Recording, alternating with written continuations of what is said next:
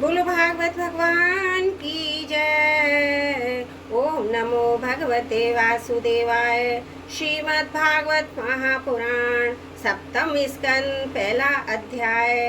नारद युधिष्ठिर संवाद और जय विजय की कथा।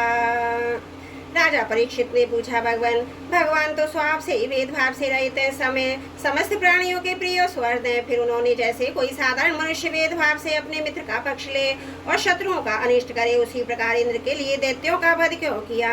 वे स्वयं परिपूर्ण कल्याण स्वरूप है, इसलिए उन्हें देवताओं से कुछ लेना देना नहीं है, तथा निर्गुण होने के कारण दैत्यों से कुछ बैर विरोध उद्वेग भी नहीं है। भगवत प्रेम के सौभाग्य से संपन्न महात्मन हमारे चित्त में भगवान के समत्व और गुणों के संबंध में बड़ा भारी संदेह हो रहा है। आप कृपा करके इसे मिटाइए। श्री सुखदेव जी ने कहा, महाराज, भगवान के अद्भुत चरित्र के संबंध में मैंने तुमसे बड़ा सुंदर प्रश्न किया, क्योंकि ऐसे प्रसंग प्रहलाद आदि भक्तों की महिमा से भरपूर होते हैं, जिसके श्रवण से भगवान की भक्ति बढ़ती है। इस परम पुण्य में प्रसंग को नारद आदि महात्मा गण बड़े प्रेम से गाते रहते हैं। अब मैं अपने पिता श्री कृष्ण देवपायन मुनि को नमस्कार करके भगवान की लीला कथा का वर्णन करता हूँ। वास्तव में भगवान निर्गुण अजन्मा अव्यक्त और प्रकृति से परे हैं। ऐसा होने पर भी अपनी माया के गुणों को स्वीकार करके वे बाध्य बाधक भाव को अर्थात मरने मारने वाले दोनों के परस्पर विरोधी रूपों को ग्रहण करते हैं। सदगुण, रजगुण, तमोगुण प्रकृति के गुण परमात्मा के नहीं। परीक्षित इन तीनों गुणों की भी एक साथ ही घटती बढ़ती नहीं होती। भगवान समय समय के अनुसार गुणों को स्वीकार करते हैं। सदगुण की वृद्धि के समय देवता ऋषियों का, रजोगुण की वृद्धि के समय दैत्यों का, तमोगुण की वृद्धि के समय में यक्ष और राक्षसों को अपनाते और उनका अभुद्य करते हैं। जैसे व्यापक अग्नि काष्ठ भिन्न भिन्न आश्रमों में रहने पर भी अपनी अलग नहीं जान पड़ती, परंतु मंथन करने पर प्रकट हो जाती है, वैसे ही परमात्मा सभी शरीरों में रहते हैं, अलग नहीं जान पड़ते। परंतु विचारशील पुरुष हृदय मंथन करके उनके अतिरिक्त सभी वस्तुओं का अवगत करके अंततः अपने हृदय में ही अंतर्यामी रूप से उन्हें प्राप्त कर लेते हैं। जब परमेश्वर अपने लिए शरीरों का निर्माण करना चाहते हैं, तब अपनी माया से रजगुण की अलग सृष्टि करते हैं। तब वे विचित्र योनियों में रमण करना चाहते हैं, तब सतगुण की सृष्टि करते हैं, और जब वे शयन करना चाहते हैं तब तमोगुण को बढ़ा देते हैं। परीक्षित, भगवान सत्य संकल्प है, वे ही जगत की उत्पत्ति के निमित्त भूत है, प्रकृति और पुरुष के सहकारी और आश्रय काल की सृष्टि करते हैं, इसलिए वे काल के अधीन नहीं है, काल ही उनके अधीन है। राजन, ये काल स्वरूप ईश्वर जब सद्गुण की वृद्धि करते हैं तब ये सत्व देव देवता का बल बढ़ाते हैं, तभी वे परम यशस्वी देव प्रिय परमात्मा देव विरोधी रजोगुणी तमोगुणी दैत्यों का संहार करते हैं। वस्तुतः वे सम ही हैं। राजन, इसी विषय में देवर्षि नारद ने बड़े प्रेम से एक इतिहास कहा था। यह उस समय की बात है जब राजसूय यज्ञ में दोनों और तुम्हारे दादा युधिष्ठिर ने उनसे इस संबंध में एक प्रश्न किया था। उस महान राजसूय यज्ञ में राजा युधिष्ठिर ने अपनी आंखों के सामने बड़ी आश्चर्यजनक घटना घटती देखी। चेदिराज शिशुपाल सबके देखते देखते भगवान श्री कृष्ण में समा गया। वही देवर्षि नारद भी बैठे हुए थे। इस घटना से आश्चर्यचकित होकर राजा युधिष्ठिर ने बड़े बड़े मुनियों से भरी हुई सभा में इसी अंगमंडल में देवर्षि नारद से यह प्रश्न किया। युधिष्ठिर ने पूछा, ओ यह तो बड़ी विचित्र बात है। परम तत्व भगवान श्री कृष्ण में समा जाना तो बड़े बड़े अनन्य भक्तों के लिए भी दुर्लभ है, फिर भगवान से द्वेष करने वाले शिशुपाल को ये गति कैसे मिली। नारद जी, इसका रहस्य हम सभी जानते हैं। पूर्व काल में भगवान की निंदा करने के कारण ऋषियों ने राजा बेन को नरक में डाल दिया था। ये दमघोष का लड़का पापात्मा शिशुपाल और दुर्बुद्धि दंत वक्त दोनों ही जब से तुतलाकर बोलने लगे थे, तब से अब तक भगवान से द्वेष ही करते रहे हैं। अविनाशी परब्रह्म भगवान श्री कृष्ण को ये पानी पी पी कर गाली देते रहे, परंतु इनके फलस्वरूप ना तो इनकी जीभ में कोड़ी हुआ, ना इन्हें कोई अंधकार नरक की प्राप्ति हुई। प्रत्युत जिन भगवान की प्राप्ति अत्यंत कठिन है, उन्हीं में से दोनों सबके देखते देखते अनाथ ही लीन हो गए। इसका क्या कारण है। हवा के झाके से लड़खड़ाती हुई दीपक की लौ के समान मेरी बुद्धि इस विषय में बहुत आगा पीछा कर रही है। आप सर्वज्ञ, अतः इस अद्भुत घटना का रहस्य समझाइए। श्री सुखदेव जी कहते हैं, सर्वसमर्थ देवर्षि नारद राजा के प्रश्न सुनकर उन्होंने युधिष्ठिर को संबोधित करके मेरी सभा में सबको ये सुनते हुए कथा कही। नारद जी ने कहा, युधिष्ठिर, निंदा स्तुति सत्कार तिरस्कार शरीर के ही तो इस शरीर की कल्पना प्रकृति और पुरुष का ठीक ठाक विवेक न होने के कारण ही है। जब इस शरीर को अपना आत्मा मान लिया जाता है तब यह मैं हूँ और मेरा है ऐसा भाव बन जाता है। यही सारे भेदभाव का मूल है। इसी के कारण ताड़ना और दुर्वचनों से पीड़ा होती है। जिस शरीर में अभिमान हो जाता है कि यह मैं हूँ, इस शरीर के बद में प्राणियों को अपना बद जान पड़ता है। किंतु भगवान में तो जीवों के समान ऐसा अभिमान नहीं है, क्योंकि वे सर्वात्मा या द्वितीय हैं। वे जो दूसरों को दंड देते हैं वह भी उनके कल्याण के लिए, क्रोधवश अथवा द्वेषवश नहीं। तब भगवान के संबंध में हिंसा की कल्पना तो की कैसे जा सकती है। इसलिए चाहे सुदृढ़ बैर भाव से या बैरहीन भक्ति भाव से, भय से, स्नेह से अथवा कामना से कैसे भी हो, भगवान में अपना मन पूर्ण रूप से लगा देना चाहिए। भगवान की दृष्टि इन भावों में कोई भेद नहीं है। ये दुष्ट मेरा तो ऐसा दृढ़ निश्चय है कि मनुष्य बैर भाव में भगवान में जितना तन्मय हो जाता है उतना भक्ति योग से नहीं होता। और भृंगी कीड़े को लाकर भीत पर अपने छिद्र में बंद कर देता है, वह भय अथवा उद्वेग से भृंगी का चिंतन करते करते उसके जैसा ही हो जाता है। यही बात भगवान श्री कृष्ण के संबंध में ये है। लीला के द्वारा मनुष्य मालूम पड़ते हुए भी सर्वशक्तिमान भगवान ही तो वह इनसे बैर करने वाले भी इनका चिंतन करते करते पाप रहित होकर इन्हीं को प्राप्त हो जाते हैं। एक नहीं अनेकों मनुष्य काम से, द्वेष से, भय से और स्नेह से अपने मन को भगवान में लगाकर एवं अपने सारे पाप धोकर उसी प्रकार भगवान को प्राप्त हुए हैं। जैसे भक्त भक्ति से महाराजा गोपियों ने भगवान से मिलने के तीव्र काम अर्थात प्रेम से, कंस ने भय से, शिशुपाल, दंतवक्त आदि राजाओं ने द्वेष से, यदुवंशियों ने परिवार के संबंध से, तुम लोगों ने स्नेह से, हम लोगों में भक्ति से अपने मन को भगवान में लगाया है। भक्तों के अतिरिक्त जो 5 प्रकार के भगवान का चिंतन करने वाले, उनमें से राजा बेन की तो किसी में भी गणना नहीं होती, क्योंकि उसने किसी भी प्रकार से भगवान में मन नहीं लगाया था। सारांश ये था कि चाहे जैसे भी हो अपना भगवान श्री कृष्ण में तन्मय कर देना चाहिए। महाराजा फिर तुम्हारे मौसेरे भाई शिशुपाल और दंतवक्त दोनों ही विष्णु भगवान के मुख्य पार्षद थे। ब्राह्मणों के शाप से इस दोनों को अपने पद से च्युत होना पड़ा था। राजा युधिष्ठिर ने पूछा, नारद जी, भगवान के पार्षदों को भी प्रभावित करने वाला यह शाप किसने दिया था? यह कैसा था? भगवान प्रेमी फिर जन्म मृत्यु संसार में आए, ये बात तो कुछ अविश्वसनीय सी मालूम पड़ती है। बैकुंठ के रहने वाले लोग प्राकृत शरीर इंद्रिय प्राणों से रहित होते हैं। उनका प्राकृत शरीर से संबंध किस प्रकार हुआ, यह बात अब आप अवश्य सुनाइए। नारद जी ने कहा, एक दिन ब्रह्मा की मानस पुत्र सनकादि ऋषि तीनों लोकों में स्वच्छंद विचरण करते हुए बैकुंठ में जा पहुंचे। तो ये तो वे सबसे प्राचीन है, परंतु जान पड़ते हैं ऐसे मानो 5-6 बरस के बच्चे हों। वस्त्र भी नहीं पहनते, उन्हें साधारण बालक समझकर द्वारपालों ने उनके भीतर जाने से रोक दिया। इस पर वे क्रोधित से हो गए। उन्होंने द्वारपालों को ये शाप दिया कि मूर्खों, भगवान विष्णु के चरण तो रजोगुण और तमोगुण से रहित हैं। तुम दोनों इनके समीप निवास करने योग्य नहीं हो, इसलिए शीघ्र ही तुम यहाँ से पाप में या सूर्योनि में जाओ। उनके इस प्रकार शाप देने से और बैकुंठ से नीचे गिरने लगे। तब उन कृपालु महात्माओं ने कहा, अच्छा 3 जन्मों में इस शाप को भोग कर तुम लोग फिर इसी बैकुंठ में आ जाना। युधिष्ठिर वे ही दोनों अदिति के पुत्र हुए। उनमें बड़े का नाम हिरण्यकश्यपु था, उससे छोटे का हिरण्याक्ष। दैत्य और दानवों के समाज में यही दोनों सर्वश्रेष्ठ थे। विष्णु भगवान ने नरसिंह का रूप धारण करके हिरण्यकश्यपु को पृथ्वी का उद्धार करने के लिए समय 12 अवतार करने को हिरण्याक्ष को मारा। हिरण्यकश्यपु ने अपने पुत्र प्रहलाद को भगवत प्रेमी होने के कारण मार डालना चाहा और इसके लिए उन्हें बहुत सी यातनाएं भी दी, परंतु प्रहलाद सर्वात्मा भगवान के परम प्रिय हो चुके थे, समदर्शी हो चुके थे। उनके हृदय में अटल शांति थी।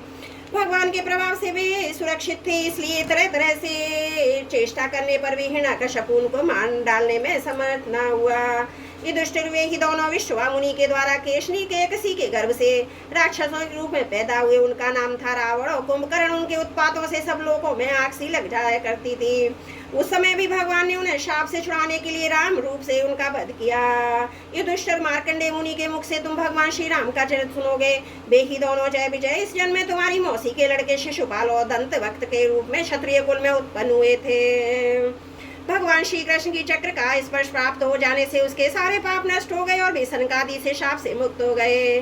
बैर भाव के कारण निरंतर ही भगवान श्री कृष्ण का चिंतन किया करते थे। इसी तीव्र तन्मयता के फलस्वरूप वे भगवान को प्राप्त हो गए और पुनः उनके पार्षद होकर उन्हीं के समीप चले गए। युधिष्ठिर ने पूछा, भगवान, हिरण्यकश्यपु ने अपने स्नेहभाजन पुत्र प्रहलाद से इतना द्वेष क्यों किया? फिर प्रहलाद तो महात्मा थे। साथ ही ये बताइए कि किस साधन से प्रहलाद भगवान में हो गए। बोलो भागवत भगवान की जय। 7वां स्कंद 1म अध्याय समाप्त। त्रुटियों के लिए क्षमा चाहती हूँ। बोलो भागवत भगवान की जय। सप्तम स्कंद दूसरा अध्याय। हिरणाक्ष का वध होने पर हिरण्यकश्यपु का अपनी माता और कुटुंबियों को समझाना। नारद जी ने कहा, युधिष्ठिर, जब भगवान ने 12 अवतार धारण करके हिरणाक्ष को मार डाला तब भाई के इस प्रकार मारे जाने पर हिरण्यकश्यपु रोष से जल भुन गया और शोक से संतप्त उठा। वह क्रोध से कांपता हुआ अपने दांतों से बार बार होठ चबाने लगा। क्रोध से दहकती आंखों की आग के धुएं में धूमिल हुए आकाश को देखता हुआ कहने लगा। उस समय विकराल दानों, आग उगलने वाली उग्र दृष्टि और चढ़ी हुई भौं के कारण उसका मुंह देखा न जाता था। भरी सभा में त्रिशूल उठाकर उसने दिमुर्दा और त्रयक्ष शंबर शतवायु है ग्रीव नमूची पाक इलवल विप्रचिति पुलोमा और शकुन आदि को संबोधन करके कहा, दैत्यो दानवो, तुम सब लोग मेरी बात सुनो। इसके बाद मैं जैसे कहता हूँ वैसे ही करूँ। तुम्हें यह ज्ञात है कि मेरे क्षुद्र शत्रुओं ने मेरे परम प्यारे हितैषी भाई को विष्णु से मरवा डाला है। यद्यपि वह देवता है, दैत्य दोनों के प्रति समान है, तथापि दौड़ धूप अनुनय विनय करके देवताओं ने उसे अपने पक्ष में कर लिया है। यह विष्णु पहले से तो बड़ा शुद्ध और निष्पक्ष था, परंतु अब माया से बड़ा आदि रूप धारण करने लगा है और अपने स्वभाव से च्युत हो गया है। बच्चे की तरह जो इसकी सेवा करे उसी की ओर हो जाता है। उसका चित्त स्थिर नहीं है। अब मैं अपने इस शूल से उसका गला काट डालूंगा और खून की धारा से अपने रुधिर प्रेमी भाई का तर्पण करूंगा, तब कहीं मेरे हृदय की पीड़ा शांत होगी। उस मायावी शत्रु के नष्ट होने पर पेड़ की जड़ कट जाने पर डालियों की तरह सब देवता अपने अपने सूख जाएंगे, क्योंकि उनका जीवन तो विष्णु ही है। इसलिए तुम लोग इसी तरह पृथ्वी पर जाओ। आजकल वहाँ ब्राह्मण और क्षत्रियों की बहुत बढ़ती हो गई है। वहाँ जो लोग तपस्या, यज्ञ, स्वाध्याय, व्रत, दान आदि शुभ कर्म कर रहे हो उन सबको मार डालो। विष्णु की जड़ है द्विजातियों का धर्म कर्म, क्योंकि यज्ञ और धर्म ही उसके स्वरूप है। देवता, ऋषि, पितर, समस्त प्राणी और धर्म का वही परमाशय है। जहाँ जहाँ ब्राह्मण, गाय, वेद, वर्णाश्रम और धर्म कर्म उन देशों में तुम लोग जाओ, उन्हें जला दो, उजाड़ डालो। दैत्य तो स्वभाव से ही लोगों को सताकर सुखी होते हैं। दैत्यराज हिरण्यकश्यपु की आज्ञा उन्होंने बड़े आदर से सिर झुकाकर स्वीकार की और उसी के अनुसार जनता का नाश करने लगे। उन्होंने नगर, गाँव के रहने के स्थान, बगीचे, खेत ठहरने के स्थान, ऋषियों के आश्रम, रत्न आदि की खाने, किसानों की बस्तियां, तराई के गाँव, अयूरों की बस्तियां, व्यापार के केंद्र, बड़े बड़े नगर जला डाले। कुछ दैत्यों ने खोदने के शस्त्रों से बड़े बड़े पुल, परकोटे और नगर के फाटकों को तोड़ मोड़ कर डाला। दूसरों ने कुल्हाड़ियों से फले फूले हरे भरे पेड़ काट डाले।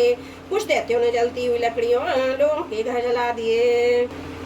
इस प्रकार दैत्यों ने निरीह प्रजा का बड़ा उत्पीड़न किया। उस समय देवता लोग स्वर छोड़कर छिपे रूप से पृथ्वी में विचरण करने लगे थे। युधिष्ठिर भाई की मृत्यु से हिरण्यकश्यपु को बड़ा दुख हुआ।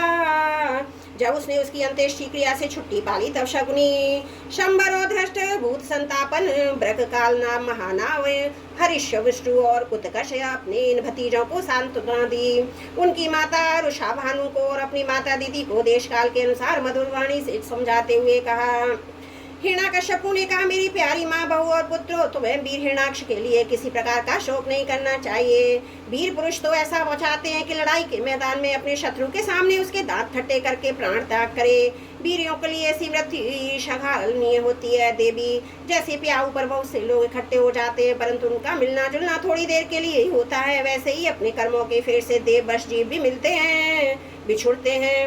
वास्तव में आत्मा नित्य अविनाशी, शुद्ध, सर्वगत, सर्वज्ञ, देह इंद्रिय आदि से पृथक है। वह अपनी अविद्या से ही देह आदि की सृष्टि करके भोगों के साधन सूक्ष्म शरीर को स्वीकार करता है। जैसे हिलते हुए पानी के साथ उसमें प्रतिबिंबित होने वाले वृक्ष भी हिलते से जान पड़ते हैं। घुमाई जाती हुई आंख के साथ सारी पृथ्वी घूमती सी दिखाई देती है। कल्याणी, वैसे ही विषयों के कारण मन भटकने लगता है। वास्तव में निर्विकार होने पर भी उसी के समान आत्मा में भटकता हुआ सा जान पड़ता है। उसका स्थूल और सूक्ष्म शरीरों से कोई भी संबंध नहीं है, फिर भी वह संबंधी सा जान पड़ता है। सब प्रकार से शरीर रहित आत्मा को शरीर समझ लेना, यही तो अज्ञान है। इसी से प्रिय और प्रिय वस्तुओं का मिलना और विछोड़ना होता है। इसी से कर्मों के साथ संबंध हो जाने के कारण संसार में भटकना पड़ता है। जन्म मृत्यु अनेकों प्रकार के, शोक, अविवेक, चिंता, अविवेक की विस्मृति, सबका कारण यह ज्ञान ही है। इस विषय में महात्मा लोग एक प्राचीन इतिहास कहा करते हैं। वह इतिहास मरे हुए मनुष्य के संबंधियों के साथ यमराज की बातचीत है। तुम लोग ध्यान से उसे सुनो। उसी नर्म देश में एक बड़ा यशस्वी राजा था, उसका नाम था सुअग। लड़ाई में शत्रुओं ने उसे मार डाला। उस समय उसके भाई बंधु उसे घेर कर बैठ गए। उसका जड़ायु कवच छिन्न भिन्न हो गया था, गहने मालाएं तहस नहस हो गई थी, बाणों की मार से कलेजा फट गया था। शरीर खून से लथपथ था, बाल बिखरे हुए थे, आंखें धस गई थी, क्रोध के मारे दांतों से उसके होठ दबे हुए थे, कमल के समान मुख धूल से ढक गया था, युद्ध में उसके शस्त्रों बाहें कट गई थी। रानियों को देववश अपने पति देव शीनर की नरेश की दशा देखकर बड़ा दुख हुआ। बेहा नाथ हम भागी में तुम भी मौत मारी गई, ये कहकर बार बार छोर से छाती पीटती हुई अपने स्वामी के चरणों के पास गिर पड़ी। वे जोर जोर से इतना रोने लगी कि उनके कुछ कुंभम से मिलकर बहते हुए लाल लाल आंसुओं से प्रियतम के पाद पद पगार दिए। उनके केश गहने इधर उधर बिखर गए। वे करुण क्रंदन के साथ विलाप कर रही थी, जिसे सुनकर मनुष्यों के हृदय में शोक का संचार हो जाता है। हाय विधाता, बड़ा क्रूर स्वामी उसी ने आज आपको हमारी आंखों से ओझल कर दिया है। पहले तो आप समस्त देशवासियों के जीवन दाता थे, आज उसी ने आपको ऐसा बना दिया। आप हमारा शोक बढ़ा रहे हैं। पति देवा, आपने हमसे बड़ा प्रेम करते थे, हमारी थोड़ी सी सेवा की भी बड़ी करके मानते थे। हाय, अब हम आपके बिना हम कैसे रह सकेंगे। हम आपके चरणों की चेरी हैं वीरवर, आप जहाँ जा रहे हैं वहाँ चलने की भी हमें भी आज्ञा दीजिए। अपने पति की लाश पकड़कर इसी प्रलाप करती रही। उस मुर्दे को वहां से धाके लिए जाने देने के लिए इच्छा नहीं होती थी। इतने में ही सूर्यास्त हो गया। उस समय उस शीनर राजा के संबंधियों ने जो विलाप किया था, उसे सुनकर वहां स्वयं राजबालक के वेश में आए और उन्होंने उन लोगों से कहा कि यमराज बोले, बड़े आश्चर्य की बात है, ये लोग तो मुझसे सियाने हैं, बराबर लोगों का मरना जीना देखते, फिर भी इतने मूड हो रहे हैं। अरे ये मनुष्य जहाँ से आया था वहीं चला गया। इन लोगों को भी एक ना एक दिन नहीं जाना है। फिर झूठ ये लोग इतना शोक क्यों करते हैं। हम तो तुमसे लाख गुने अच्छे हैं, परम धन्य हैं, क्योंकि हमारे माँ बाप हमें छोड़ दिए हैं। हमारे शरीर में पर्याप्त बल भी नहीं है, फिर भी हमें कोई चिंता नहीं है। भेड़िया आदि हिंसक जंतु हमारा भाल भी माँ का नहीं कर पाते। जिसने घर में रक्षा की थी वही इस जीवन में भी हमारी रक्षा करता रहता है।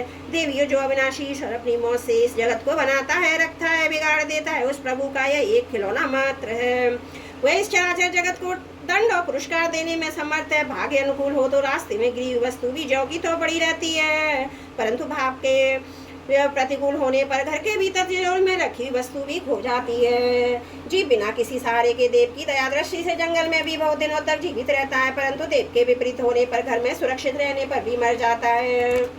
रानियों, सभी प्राणियों की मृत्यु अपने पूर्व जन्मों की कर्म वासना के अनुसार समय पर होती है और उसी के अनुसार उनका जन्म भी होता है, परंतु आत्मा शरीर से अत्यंत भिन्न है, इसलिए उसमें रहने पर भी उसके जन्म मृत्यु आदि धर्मों से अछूता ही रहता है। जैसे मनुष्य अपने मकान को अपने से अलग और मिट्टी का समझता है, वैसे ये शरीर भी अलग और मिट्टी का है। मोहवश वैसे इतना समझ बैठता है। जैसे बुलबुले आदि पानी के विकार, घड़े आदि मिट्टी के विकार और गहने आदि स्वर्ण विकार समय पर बनते हैं, रूपांतरित होते हैं, नष्ट हो जाते हैं, वैसे ही तीनों लोकों के बेकार बना हुआ शरीर भी समय पर बन बिगड़ जाता है। जैसे काठ में रहने वाली व्यापक स्पष्टि इससे अलग है, जैसे देह में रहने पर भी वायु का इसमें कोई संबंध नहीं है। जैसे आकाश सब जगह का सा एक होने पर किसी के दोष गुण से लिप्त नहीं होता, वैसे ही समस्त इंद्रियादियों में रहने वाला है, उनका आश्रय आत्मा भी उनसे अलग और निर्लिप्त है। मूर्खो, जिसके लिए तुम शोक कर रहे हो, वह स्वज्ञ नाम का शरीर तो तुम्हारे सामने पड़ा है। तुम लोग इसी को देखते हैं। इसमें तो सुनने वाला बोलने वाला था, वह तो कभी किसी को नहीं दिखाई पड़ता था, फिर आज भी नहीं दिखाई दे रहा है, तो शोक क्यों। तुम्हारी यह मान्यता कि प्राण ही बोलने या सुनने वाला था तो उसे निकल गया, मूर्खता पूर्ण है, क्योंकि सुषुप्ति के समय प्राण तो रहता है पर न बोलता है न सुनता है। शरीर में सब इंद्रियों की चेष्टा का हेतुभूत जो महाप्राण है, वह प्रधान होने पर बोलने या सुनने वाला नहीं है, क्योंकि वह जड़ है। देह इंद्रियों के द्वारा सब पदार्थों का दृष्टा तो आत्मा है, वह शरीर और प्राण दोनों से पृथक है। यद्यपि वह परिच्छिन्न नहीं है, व्यापक है, फिर भी पंचभूत इंद्रियां मन से युक्त नीचे ऊंचे देव, मनुष्य, पशु, पक्षी आदि शरीर को ग्रहण करता और अपने विवेक बल से मुक्त भी हो जाता है। वास्तव में वह इन सबसे अलग है। जब तक वह 5 प्राण, 5 इंद्रियां, 5 ज्ञानेंद्रियां, बुद्धि, मन, इन 17 सत्वों से बने लिंग शरीर से रहता है, तभी तक कर्मों से बना रहता है और इस बंधन के कारण ही माया से होने वाले मोह कलेश बराबर उसके पीछे पड़े रहते हैं। प्रकृति के गुणों से बनी हुई वस्तुओं को सत्य समझना अथवा कहना झूठ मूठ का दुराग्रह। मनोरथ के समय की कल्पित और स्वप्न की समय की देख पड़ने वाली वस्तुओं के समान इंद्रियों के द्वारा जो कुछ ग्रहण किया जाता है सब मिथ्या है। इसलिए शरीर और आत्मा का तत्व जानने वाले पुरुष ना तो अनित्य के शरीर के लिए शोक करते हैं और ना नित्य आत्मा के लिए, परंतु ज्ञान की दृढ़ता न होने के कारण जो लोग शोक करते हैं उनका स्वभाव बदलना बहुत कठिन है। किसी जंगल में एक बहेलिया रहता था। वह बहेलिया क्या था, विधाता ने मानो उसे पक्षियों के काल रूप में ही रच रखा था। जहाँ कहीं भी वह जाल फैला देता, ललचा कर चिड़ियों को फंसा लेता। एक दिन उसने कुलिंग पक्षी के लिए एक जोड़े का चारा चुनते देखा। उनमें से उस बहेलिये ने मादा पक्षी को तो शीघ्र ही फंसा लिया। कालवश वह जाल के फंदों में फंस गई। नर पक्षी को अपनी मादा की विपत्ति को देखकर बड़ा दुख हुआ। वह बेचारा उसे छुड़ा तो सकता न था, इसने से उस बेचारी के लिए विलाप करने लगा। उसने कहा, यूं तो विधाता सब कुछ कर सकता है, परंतु यह बड़ा निर्दयी है। मेरी सहचरी एक तो स्त्री है, दूसरे मुझे आगे के लिए शोक करती हुई बड़ी दीनता से झटपटा रही है। इसे लेकर ये करेगा क्या? इसकी मौज हो तो मुझे ले जाए, इसके बिना मैं अपना यह अधूरा विधुर जीवन तो जिंदा और दुख से भरा हुआ है। लेकर क्या करूँगा? अभी मेरे अभागे बच्चों के कर भी जन्मे हैं। स्त्री के मर जाने पर उस मातृहीन बच्चों को मैं कैसे पालूंगा? वो घोंसले में से अपनी माँ की बाट देख रहे होंगे। इस तरह वह पक्षी बहुत सा विलाप करने लगा। अपनी सहचरी के वियोग से वह आतुर हो रहा था। आंसुओं के मारे उसका गला रुध गया। तब तक काल की प्रेरणा से पास ही छुपे उसी बहेलिये ने ऐसा बाण मारा कि वह भी वहीं पर लौट गया। मूर्ख रानी, तुम्हारी भी यही दशा होने वाली है। तुम्हें अपनी मृत्यु तो दिखती नहीं है, इसके लिए रो पीट रही हो। यदि तुम लोग 100 वर्ष तक इसी तरह शोक बस छाती पीटती रही तो भी अब तुम इसे नहीं पा सकोगी। हिरण्यकश्यपु ने कहा, छोटे से बालक की ऐसी ज्ञानपूर्ण बातें सुनकर सबके सब दंग रह गए। उसी नगर नरेश के भाई बंधु और स्त्रियों ने ये बात समझ ली कि समस्त संसार इसके सुख दुख नित्य मिथ्या है। यमराज यह उपाख्यान सुनाकर बड़ी अंतर ध्यान हो गए। भाई बंधुओं ने भी स्वर्ग की अंत्येष्टि क्रिया की। इसलिए तुम लोग भी अपने लिए या किसी दूसरे के लिए शोक मत करो। इस संसार में कौन आत्मा है, कौन अपने में भिन्न है, क्या अपना है, क्या पराया है। प्राणियों को अज्ञान के कारण ही हुआ अपने पराई का दुराग्रह हो रहा है। इस वेद बुद्धि का और कोई कारण नहीं है। नारद जी ने कहा, युधिष्ठिर, अपनी पुत्र वधू के साथ दिति ने हिरण्यकश्यपु की यह बात सुनकर उसी क्षण पुत्र शोक का त्याग कर दिया और अपना चित्त परम तत्व स्वरूप परमात्मा में लगा दिया। बोलो भागवत भगवान की जय। सप्तम स्कंद दूसरा अध्याय समाप्त। त्रुटियों के लिए क्षमा प्रार्थी हूँ। बोलो भागवत भगवान की जय। सप्तम स्कंद तीसरा अध्याय। हिरण्यकश्यप की तपस्या और वर प्राप्ति। नारद जी ने कहा, युधिष्ठिर, अब हिरण्यकश्यपु ने विचार किया कि मैं अजय अजर अमर और संसार का एक क्षत्र सम्राट बन जाऊं, जिससे कोई मेरे सामने खड़ा तक ना हो। इसके लिए वह मंदराचल की एक घाटी में जाकर अत्यंत दारुण तपस्या करने लगा। वहाँ हाथ उठाकर आकाश की ओर देखता और पैर के अंगूठे केवल पृथ्वी पर खड़ा हो गया। उसकी जटाएं ऐसी चमक रही थी जैसे प्रलय काल के सूर्य की किरणें। जब तक वह इस प्रकार तपस्या में संलग्न हो गया, तब देवता लोग अपने अपने स्थानों पर पदों पर पुनः प्रतिष्ठित हो गए। बहुत दिनों तक तपस्या करने के बाद उसकी तपस्या की आग धुएं के समान सिर से निकलने लगी, तो चारों ओर फैल गई और ऊपर नीचे अगल बगल के लोगों को जलाने लगी। उसकी लपट से नदी समुद्र फौलने लगे, दीप पर्वतों के सहित पृथ्वी डगमगाने लगी, ग्रह तारे टूट टूट कर गिरने लगे तथा दसों दिशाओं में मानो आग लग गई। हिरण्यकश्यपु की उस तमोमयी आग की लपटों से स्वर्ग के देवता भी जलने लगे। वे घबराकर स्वर्ग से ब्रह्मलोक में गए, ब्रह्मा जी से प्रार्थना करने लगे, हे देवताओं के भी आराध्य देव जगतपति ब्रह्मा जी, हम लोग हिरण्यकश्यपु के तप की ज्वाला से जल रहे हैं, अब हम स्वर्ग में नहीं रह सकते। हे अनंत, हे सर्वाध्यक्ष, यदि आप उचित समझे तो अपनी सेवा करने वाली जनता का नाश करने के लिए पहले ही ज्वाला शांत कर दीजिए।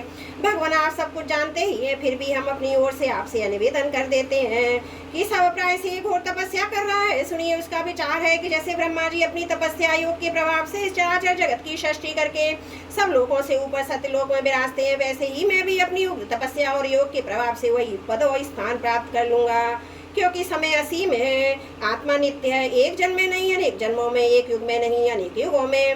अपनी तपस्या की शक्ति से मैं पूर्णवादी के नियमों को पलट कर इस संसार में ऐसा उलट फेर कर दूंगा जैसे पहले कभी ही नहीं था। वैष्णवादी पदों में तो रखा ही क्या है, क्योंकि कल्प के अंत में उन्हें भी काल के काल में चला जाना पड़ता है। हमने सुना है कि ऐसा हट करके हुआ घोर तपस्या में जुटा हुआ है। आप तीनों लोगों के स्वामी हैं, अब आप तो उचित समझे वही करें। ब्रह्मा जी, आपका सर्वश्रेष्ठ परमिष्ट पद ब्राह्मण एवं गौओं की वृद्धि, कल्याण, विभूति, कुशल और विजय के लिए है। यदि हिरण्यकश्यपु के हाथ में चला है तो सज्जनों पर संकटों का पहाड़ टूट पड़ेगा। युधिष्ठिर, जब देवताओं ने भगवान ब्रह्मा जी से इस प्रकार निवेदन किया, तब वे भृगु और दक्ष आदि प्रजापतियों के साथ हिरण्यकश्यपु के आश्रम पर गए। वहां जाने पर पहले तो वो उसे देख ही न सके, क्योंकि दीमक की मिट्टी, घास और बांसों से उसका शरीर ढक गया था। चींटियां उसकी मैदा, त्वचा, मांस और खून चाट गई थी। बादलों से ढके हुए सूर्य के समान वो अपनी तपस्या के तेज से लोगों को तपा रहा था। उसके देखकर ब्रह्मा जी विस्मित हो गए। उन्होंने हंसते हुए कहा, ब्रह्मा जी ने कहा, बेटा हिरण्यकश्यप उठो उठो, तुम्हारा कल्याण हो। कश्यप नंदन, अब तुम्हारी तपस्या सिद्ध हो गई है, मैं तुम्हें वर देने के लिए आया हूँ। तुम्हारी जो इच्छा हो बेखटके मांग लो। मैंने तुम्हारी देह खा डाली है, फिर भी तुम्हारे प्राण हड्डियों के सारे टिके हुए हैं। ऐसी कठिन तपस्या ना तो पहले किसी ऋषि ने की थी, ना आगे ही कोई करेगा। भला ऐसा कौन है जो देवताओं के 100 वर्ष बिना पानी के जीता रहे। बेटा हिरण्यकश्यप, तुम्हारा यह काम बड़े बड़े धीर पुरुष भी कठिनता से कर सकते हैं। तुमने इसे तपोनिष्ठा से मुझे अपने वश में कर लिया है। दैत्य शिरोमणि, इसी से प्रसन्न होकर मैं तुम्हें जो कुछ मांगो दिए देता हूँ। तुम हो मरने वाले और मैं हूँ अमर, अतः तुम्हें मेरा ये दर्शन निष्फल नहीं हो सकता। नारद जी कहते हैं, युधिष्ठिर, इतना कहकर ब्रह्मा जी ने उसकी चींटियों से खाई हुई शरीर पर अपने कमंडल का दिव्य अमोघ प्रभावशाली जल छिड़क दिया। जैसे लकड़ी के ढेर में आग जल उठे, वैसे ही वह जल छिड़कते ही बांस और दीमकों की मिट्टी के बीचों से उठ खड़ा हुआ। उस समय उसका शरीर सब अवयवों से पूर्ण बलवान हो गया था। इंद्रियों में शक्ति आ गई थी, मन सचेत हो गया था। सारे अंग वज्र के समान कठोर और तपाए हुए सोने की तरह चमकीले हो गए थे। वह नभे होकर उठ खड़ा हुआ। उसने देखा कि आकाश में हंस पर चढ़े हुए ब्रह्मा जी खड़े हैं। उन्हें देखकर उन्हें बड़ा आनंद हुआ।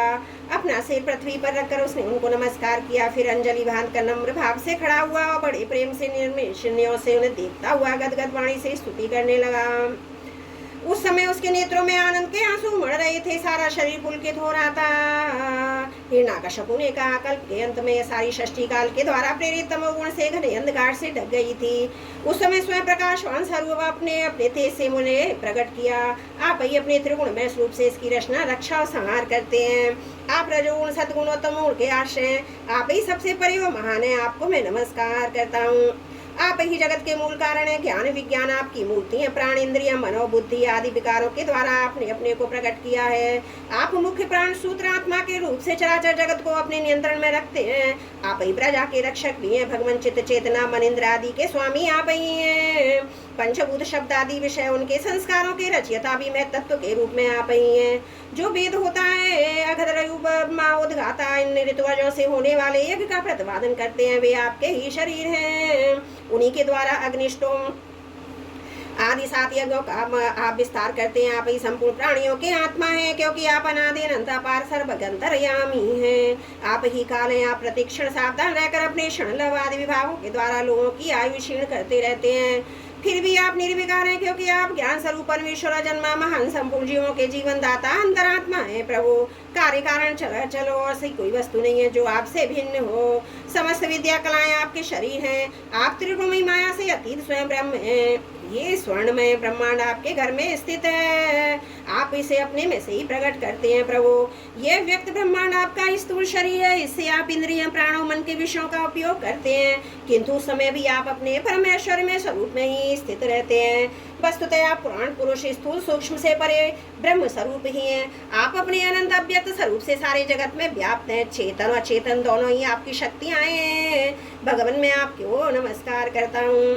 प्रभु, आप समस्त वरदाताओं में श्रेष्ठ। यदि आप मुझे अविष्ट वर देना चाहते हो तो ऐसा वर दीजिए कि आपके बनाए हुए किसी भी प्राणी से, चाहे वो मनुष्य हो या पशु, प्राणी हो अप्राणी हो, देवता हो या दैत्य हो अथवा नाग आदि, किसी से भी मेरी मृत्यु ना हो। भीतर बाहर, दिन में रात्रि में आपके बनाए प्राणियों के अतिरिक्त और भी किसी जीव से, अस्त्र शस्त्र पृथ्वी आकाश में कहीं भी मेरी मृत्यु ना हो। युद्ध में कोई मेरा सामना ना कर सके। मैं समस्त प्राणियों का एक क्षत्र सम्राट हूँ। इंद्र आदि समस्त लोकपालों में जैसी आपकी महिमा है, वैसी मेरी भी हो। तपस्वियों और योगियों को जो अक्षय ऐश्वर्य प्राप्त हो, वही मुझे भी दीजिए। बोलो भागवत भगवान की जय। सप्तम स्कंद 3 अध्याय समाप्त। त्रुटियों के लिए क्षमा प्रार्थी हूँ। बोलो भागवत भगवान की जय। सप्तम स्कंद 4 अध्याय। हिरण्यकश्यप का अत्याचार, प्रहलाद के गुणों का वर्णन। नारद जी कहते हैं, दुष्टर, जब हिरण्यकश्यप ने ब्रह्मा जी से इस प्रकार के अत्यंत दुर्लभ वर मांगे, तब उन्होंने उसकी तपस्या से प्रसन्न होने के कारण उसे वर दे दिया। ब्रह्मा जी ने कहा, बेटा, तुम जो वर मुझसे मांग रहे हो वे जीवों के लिए बहुत ही दुर्लभ है, परंतु दुर्लभ होने पर भी मैं तुम्हें ये सब वर दे देता हूँ। नारद जी कहते हैं, ब्रह्मा जी के वरदान कभी झूठे नहीं होते। वे समर्थ एवं भगवत रूप ही हैं। वरदान मिल जाने के कारण हिरण्यकश्यप ने उनकी पूजा की। तत्पश्चात प्रजापतियों ने अपनी स्तुति सुनते हुए अपने लोक को चले गए। ब्रह्मा जी से वर प्राप्त करने पर हिरण्यकश्यप का अपना शरीर सुवर्ण के समान कांतिवन हष्ट पुष्ट हो गया। वह अपने भाई की मृत्यु का स्मरण करके भगवान से द्वेष करने लगा।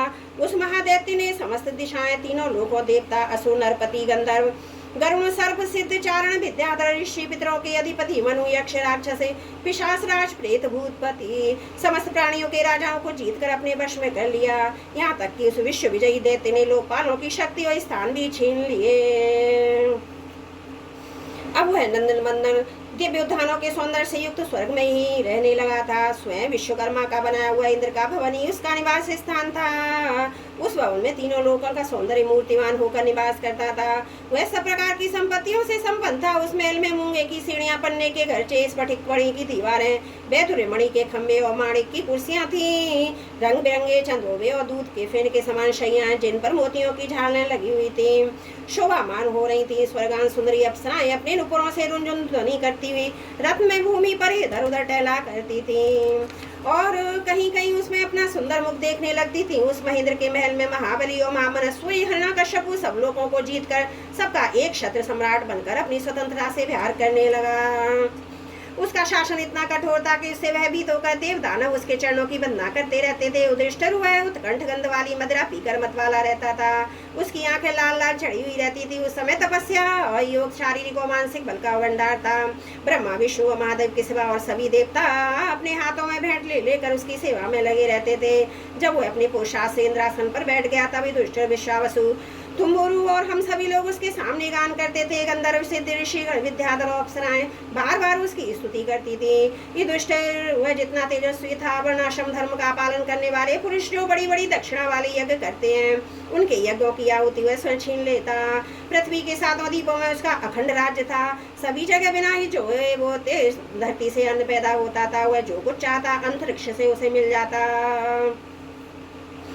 आकाश उसे भांति भांति की आश्चर्यजनक वस्तुएं दिखा दिखा कर उसका मनोरंजन करता था।